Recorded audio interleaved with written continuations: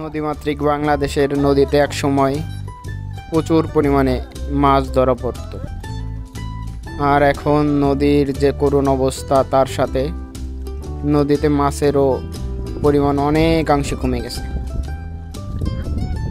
তারই ফলাফল স্বরূপ এখন নদীতে জেলেরা জাল ফেলে মাছ পায় না বললেই চলে।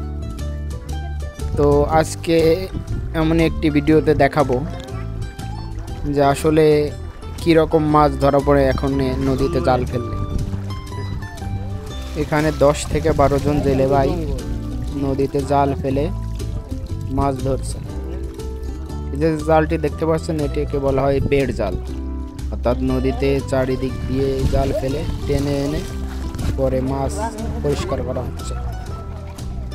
তো এতজন মানুষের এত পরিশ্রমের ফলাফল হিসেবে যে মাছ ধরা পড়ে তা অনেকাংশেই খুবই নগণ্য। আমরা বাজারে গিয়ে বলি যে নদীর মাছের কেন এত দাম কেন? তো সারাদিনের প্রচেষ্টার পর যদি এত কম পরিমাণে নদীতে মাছ ধরা পড়ে, তাহলে তো নদীর মাছের দাম আকাশ ছোঁয়া থাকবেই।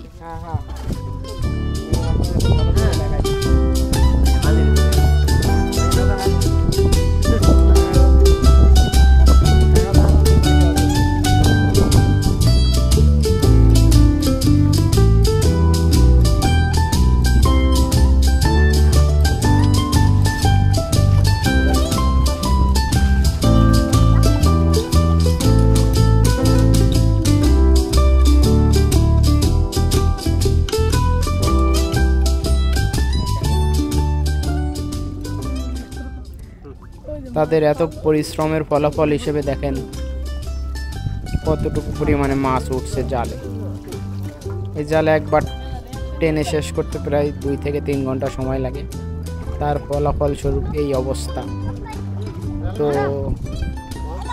বলাই চলে বাংলাদেশের নদীতে মাছের পরিমাণ অনেক গুণে কমে গেছে।